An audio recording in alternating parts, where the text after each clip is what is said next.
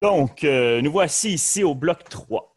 Donc, là, dans le bloc 3, ce qu'on va faire, c'est qu'on va regarder comment une entité Wikidata s'est définie. C'est quoi une page pour une entité dans Wikidata? Donc, ici. On repart ici avec notre Tchaïkovski ici. Puis là, on voit sa page Wikidata. On voit le logo ici. Évidemment, c'est connecté avec mon compte bot. Donc, la première partie qu'on voit, c'est l'entête ici qui est en haut, avant les déclarations, là, ce bloc-là, et le bloc qu'on appelle d'entête. C'est le fun parce que là-dedans, on retrouve l'étiquette ou le libellé qui est dans le fond le titre de l'élément. On retrouve une petite description simple d'une ligne, là, que c'est un compositeur.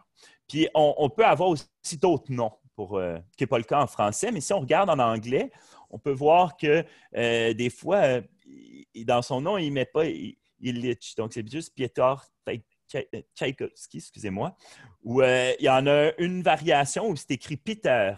Donc, pour permettre aux engins de recherche de trouver ou même un être humain qui chercherait juste avec Peter Tchaïkovski, ben, grâce à cet alias-là, il serait capable de le trouver. Donc, ça, c'est vraiment la première partie, je vous dirais.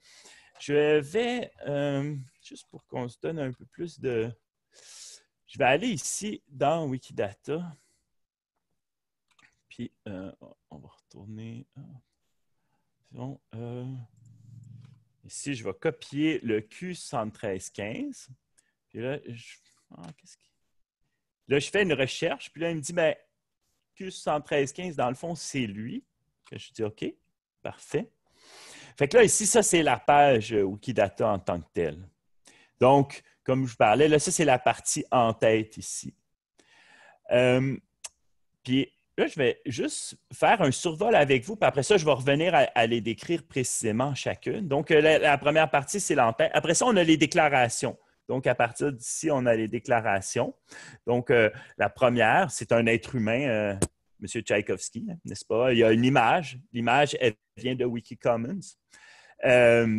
Son genre, sa nationalité, son nom en langue maternelle, son prénom. Fait que là, on voit une série de déclarations. Là, je vais continuer parce que je vais revenir après. Donc, on voit encore une série de déclarations, frère, sœur, langue maternelle, langue parlée, occupation, domaine d'activité. Puis là, on continue. Puis on peut voir qu'il y en a beaucoup de triplets. Parce que dans le fond, signature, si on prend Tchaïkovski, qui est toute la page, donc Tchaïkovski, c'est le sujet.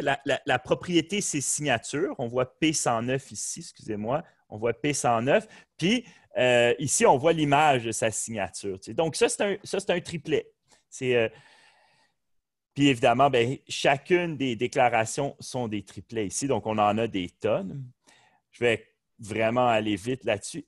On arrive ici à la partie identifiante. Donc, on avait l'entête en haut. On avait les déclarations générales. Puis là, ici, ça, c'est les déclarations qui sont des déclarations vers des liens externes, que je vais expliquer un peu plus loin. Puis la dernière partie en bas, une fois qu'on a, ça, c'est encore les identifiants externes, jusqu'à tant qu'on arrive au lien inter-wiki. Fait que je vais descendre. Mon Dieu, il est bien fourni. Et voilà. Ici, on arrive. Fait que là, ça, c'est intéressant. Parce que là, on voit que Tchaïkovski existe dans Wikipédia en français. Tchaïkovski existe aussi dans le Wikipédia en afrikaans. Il existe aussi en almaniche. Il existe aussi en arabe, AR.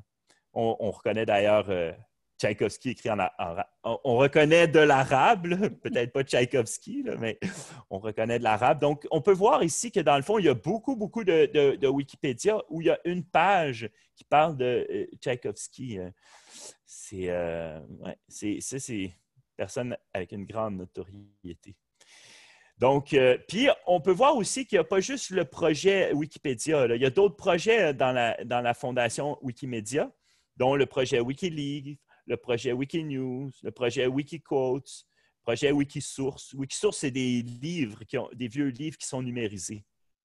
Bref, tout ça pour vous dire que cet élément-là est comme le lien entre toutes ces pages-là dans différents wikis. Donc, tout ce qui se rattache au concept de Tchaïkovski dans les wikis sont reliés à travers cet élément-là. Et là, je vais retourner dans ma présentation maintenant que j'ai survolé un peu une page d'éléments. Donc, ici, donc l'entête, comme je disais tantôt, on a le titre, description, alias. Maintenant, on va retomber en mode lecture ici. Parfait. On va aller à la prochaine page. Donc, la deuxième chose que je veux vous expliquer, donc, je vous ai montré tantôt les liens interwiki, donc, qui sont ici. Évidemment, les premières lettres, c'est comme pour définir la langue du wiki. Puis, il y a plusieurs types de projets wiki, là, Wikinews, Wikiquotes. Maintenant, ici, on va revenir à la notion de déclaration ou des triplets qu'on vous expliquait tantôt, que je vous ai brièvement aussi expliqué. Donc, comme on est dans la page cet élément-ci, ici qu'on voit, ça, c'est l'élément qui a rapport à casse-noisette. Donc, ici, on voit élément implicite parce que c'est comme le premier élément dans notre triplet. Puis le deuxième élément ici, c'est compositeur. On voit quand on met notre curseur, ça, c'est très pratique. Là, ça, c'est des outils qui nous aident. Si vous mettez juste votre curseur sans cliquer sur la propriété, il va apparaître ici un petit tooltip qui appelle puis il va vous dire propriété 2.P86. Donc, le nom de la propriété, le nom numérique ou l'identifiant de la propriété apparaît dans un mouse over. Donc, ça, c'est très pratique. On peut voir, dans le fond, ici, là, lieu de la première représentation, compositeur, librettiste, puis chorégraphe. Ça, c'est toutes des propriétés. Puis les valeurs qui sont associées sont l'élément après. Donc, la première représentation de Casse-Noisette a eu lieu au théâtre Mariinsky. Le compositeur, comme on l'a vu tantôt, c'est Tchaïkovski. Puis chorégraphe. Ce qui est intéressant ici, vous pouvez remarquer que pour une propriété, on peut avoir deux éléments. Mais dans le fond, c'est que c'est deux triplets. Puis le chorégraphe est sous-entendu d'être encore la propriété qui sert à faire ce deuxième triplet-là de même propriété. Donc, on va passer ici. Donc là, on revient ici sur... Oups, excusez-moi. Là, on revient ici sur la page de Tchaïkovski. Tantôt, quand j'étais sur les déclarations, je passais un peu vite, mais là, on voit père, mère, frère et sœur. Donc, ça, c'est des informations intéressantes sur les liens de famille. La plupart des individus en ont. Ce n'est pas tout le monde qui s'est inscrit dans Wikidata, mais pour tout le monde, on pourrait l'inscrire. Puis, les identifiants externes. Donc, tantôt, je vous ai expliqué qu'il y avait des déclarations. Puis après les déclarations, il y avait un type de déclaration un petit peu spécial qui s'appelle les identifiants externes. À quoi ça sert un identifiant externe? C'est que dans le fond, puis ça, c'est la richesse des données liées, c'est que Wikidata est une grosse base de données, mais elle n'a pas toutes les informations, elle n'aura jamais toutes les informations. Mais une des informations très importantes qu'elle a, c'est les liens pour trouver dans d'autres bases de données plus d'informations. Donc, même si Wikidata en tant que tel est limité dans la quantité d'informations qu'il y a, de par le fait qu'il y a des informations de type identifiant externe, ça permet à des outils automatisés ou d'aller plus loin puis aller chercher d'autres.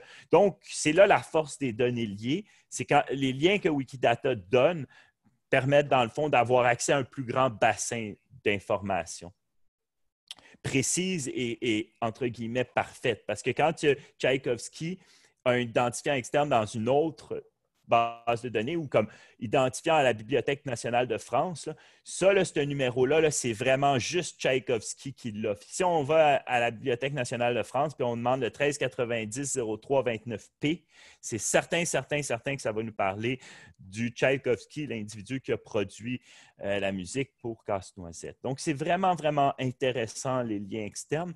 Je vais y revenir pas mal souvent dans les autres ateliers aussi. Dans les identifiants externes, là, on a pris ici un autre exemple qui Elisapi Isaac, excusez-moi. Donc, elle, on peut voir ici qu'elle a un identifiant VIAF. Ça, VIAF, c'est Virtual Identifier.